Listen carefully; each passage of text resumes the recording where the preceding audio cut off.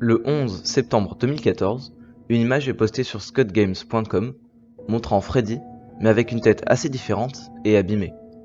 On peut lire Five Nights at Freddy's 2, la grande réouverture, 2015.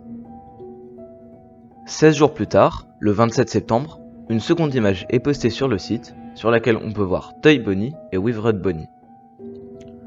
9 jours plus tard, une troisième image est postée, celle-ci montrant Withered Foxy et Mangle. Et encore 9 jours plus tard, une dernière image est postée. On voit un bureau en première personne, on porte ce qui semble être un masque de Freddy, et Foxy se trouve dans le couloir devant nous. Il nous regarde. On peut y lire « Aucun endroit pour s'enfuir » et un seul endroit où se cacher.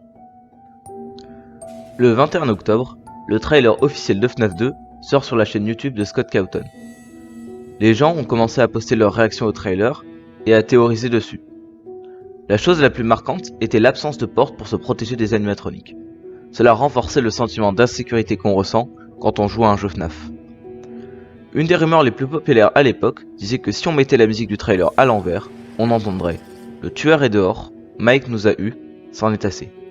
Ce qui était évidemment faux. Dans la bande-annonce, on entend le Fun Guy qui est censé être mort dans FNAF 1. C'est à ce moment-là que les gens ont commencé à comprendre que le jeu allait être un préquel. Le 23 octobre, la vidéo qui, avec le display de Markiplier, est l'une des plus populaires de la franchise, est sortie. Five Nights at Freddy's, la théorie, par MattPat de Game Theory. Une vidéo qui ne faisait que poser les bases, puisqu'à peu près 40 ont suivi au fil des années. Le 4 novembre, Scott a réalisé une interview avec ClickTeam Fusion, la compagnie qui a créé le logiciel qu'il a utilisé pour donner vie à FNAF. Je vous conseille d'aller la voir. Scott y révèle certains secrets de production de ses anciens jeux et des anecdotes de sa vie avant FNAF. C'est dans cette interview qu'il va révéler que le jeu ne sortira pas en 2015, mais le jour de Noël, en 2014. 5 jours après, Scott a publié le dernier teaser pour FNAF 2.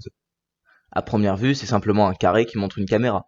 Mais quand on augmente la luminosité de l'image, on peut voir à gauche une espèce de marionnette géante sortant d'une boîte. Le 12 novembre, le jeu sort officiellement et apporte plein de nouvelles mécaniques, comme la music box qu'il faut remonter pour ne pas se faire jumpscare, le masque qu'il faut mettre pour ne pas se faire repérer, et au niveau du lore, les cinématiques et les mini-jeux en pixels. C'est à ce moment-là que les images fake ont commencé à apparaître, comme Sparky le chien et l'animatronique Purple Man. Le 13 novembre, un jour après la sortie du jeu, scottgame.com affiche un mot, hors ligne. Serait-ce la fin de FNAF? Après 2 jeux, le créateur se retire? Déjà? The End?